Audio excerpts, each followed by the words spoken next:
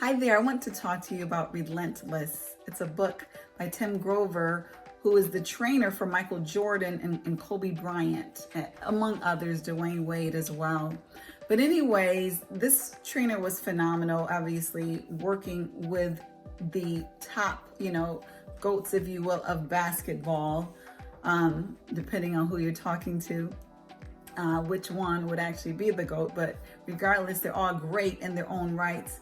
And they found him worthy as a trainer. And so I listened to him on one of the podcasts and decided to check out his book, Relentless, starting with his first book. And I thought it was pretty powerful. He has 13 tenets. I'm not going to talk about all 13, not just because of a time perspective, but also, to be honest with you, I don't resonate as much with all 13 of his tenets. I could see why some people would, but I didn't. But I did find a lot of power in the book, and I found it to be motivational as well as inspirational, and enough to share, obviously enough to discuss with you all. But his focus is obviously about, how to be relentless with the goal to be the best at what you do, to give your best and to reach your best level. And so some of the components that I agreed with was, for one, focus. He talked about focus and getting in the zone. And we know that Kobe Bryant especially was very well known for being able to get in the zone of what he was after, those basketball shots, and not seeing anything else, not allowing anything to be a distraction.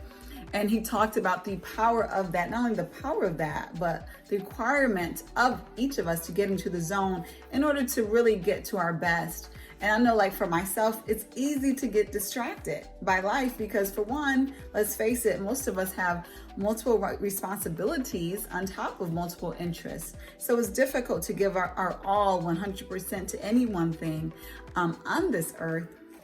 But I do agree with him that if you are able to do that, if you are willing to do that more appropriately, because it's all about your own values and how you choose to distribute those, then yes, that's going to significantly increase your chances of being the best in whatever that is in, if you're able to focus on this one thing.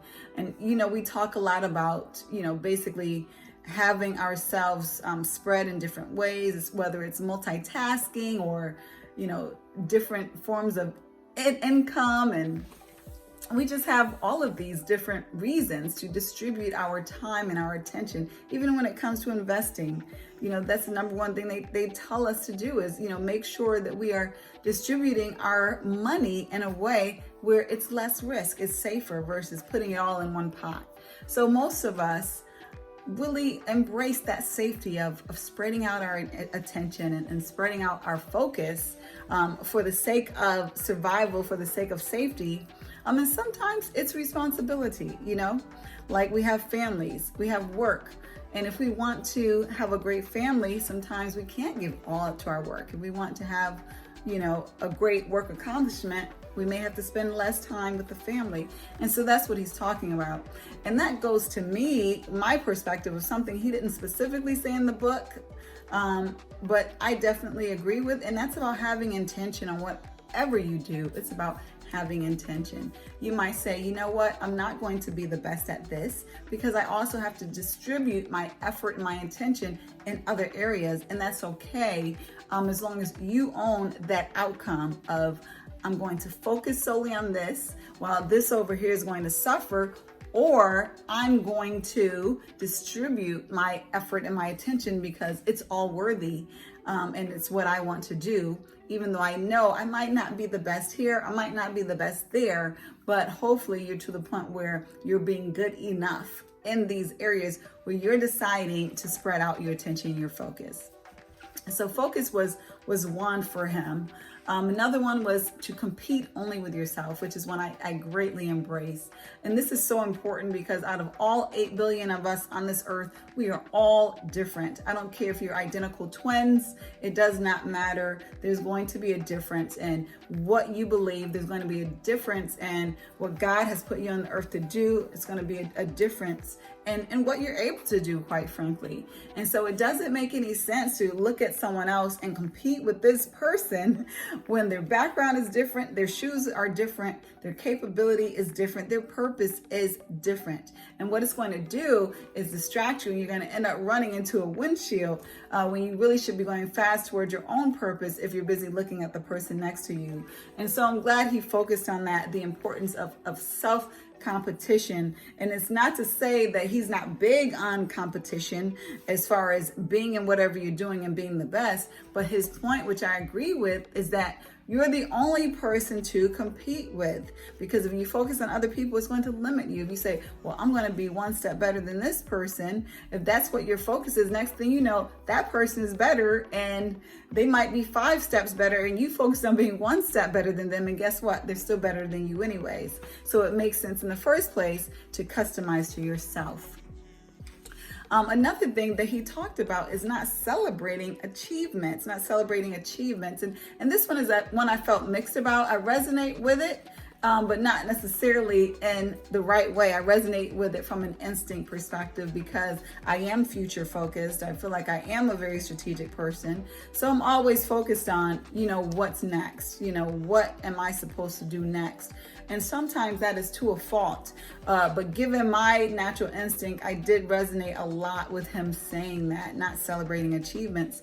And the reason why that is, it's not to say that you're not acknowledging, okay, I did something great. I accomplished something great. I was blessed with something great, but you're not getting drunken by that. You're not spending a whole week or a month on it to the point where it has paralyzed you from doing something else. It has stopped you from going to the next level, to achieving what you're supposed to be working on, because you're still celebrating the past. And so that is the whole point, I believe, of what he's making there. And it makes sense, unless you want to just accomplish just one thing in life. And some people are like that, and that's what they wanted, and that's okay. That's fine if that's what they want. But typically there is a journey. There is an evolution that people want to achieve. So while they might want to reach this level and they celebrate this level, they want to continue moving. And so if they're stuck celebrating this level, it's hard for them to continue moving to the next level. And so that makes sense as far as what he's saying there.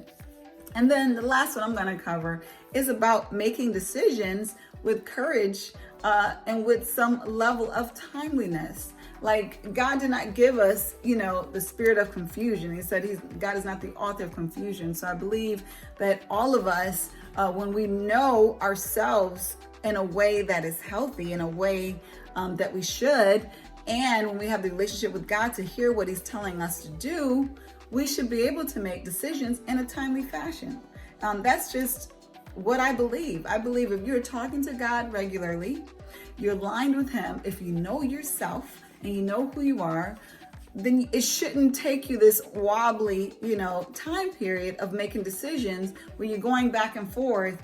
Now, it's one thing where you need to get additional information. We all need to do our due diligence and take care of our business in that respect. And it's like, okay, you might think, okay, this other piece of information might help me to make a decision. Well, that is smart. That is very thorough, as some people call it. But if you have all the information that you believe you're going to get and you're just wobbly about a decision, there's something wrong with your level of trust in yourself, or your level of trust in God, or your level of courage to move from where you are or stay where you are, for that matter. And so I agree with him. When you have strength in yourself, when you have trust in yourself, when you have trust and you have that faith, you're going to make that decision, because for one, you've done your homework. You should have done your homework at this point to have the information that you could have. You've been talking to God, so you're linked with where he's taking you. You trust yourself because you love yourself, and then you make that decision. Now, are you going to have a regret and say, well, I could have made that decision, it would have been better? You might. But the bottom line is, you make a decision and you own that decision. And even if everything doesn't work out perfectly, what do? You make the decision as good as you can, because hindsight is always 20/20. While you may have thought that, well, if I made that other decision, the outcome would have been better, you might be right, but you also might be wrong. But the bottom line is, if you are where you're supposed to be, it shouldn't take you a lot of wobbly scenarios as far as making decisions. Collect your information and have the courage to move forward. And that's his whole point, is what he calls in his book, he calls them cleaners, these people who are really going in and they're cleaning the situation where there's not a speck left, so that's how he's referencing people like Michael Jordan and Kobe Bryant and the readers who he's talking to in his book. He's going to say, you should be a cleaner. You should want to be the winner in all situations. And in that means not being scary, not being cowardice, but make a decision. And so that goes with that whole cleaner persona, that he has created in this book. But I do agree. I think there is something to that, because we all have decisions to make and there's steps to making good decisions. But fear should not be part of your decision making. And oftentimes, when we are having difficulty making a decision, fear is a large component of it. Now, sometimes we're not prepared. We don't have the homework and information to make the decision. We haven't meditated and prayed about it, but other times it's downright fear and we just don't want to own the outcome. And that's why we will a lot of times put the decision on someone else, or wait and hope somebody else just decides something, just so that we don't have to face it. And that's cowardice is what he's saying. And I agree, because you should be courageous in your decision making. You should own your decisions and own the outcomes, whether they are right or they are wrong. That is what we all should do for ourselves. God has given all of us self-will. So when you sit back and you choose not to make a decision and you're passive, and then you want to wait later and say, blame someone else because of the decision they made that impacts you, when really you had the opportunity to make a decision, right? That's a losing situation. That's a losing situation. So the ones I chose to focus on again is about, no pun intended, focus, being in the zone, competing only with yourself, not celebrating too long on your achievements, and making decisions with courage and timeliness. I think those are powerful components of his book, Relentless. I think it's worth checking out. I would definitely recommend it. It's worth checking out. I believe a lot of the things that he's saying are bold. Like I said, I don't agree with all of them for my life, but I do think that they make sense, especially if someone's number one goal is to be the winner, to be the top, to be the GOAT. And I feel like that's great if that's what you want to do. And it's also great if that's not what you want to do. So anyways, hope you check it out. Hope you enjoyed the review. Again, it's the book Relentless by Tim Grover. Have a good one.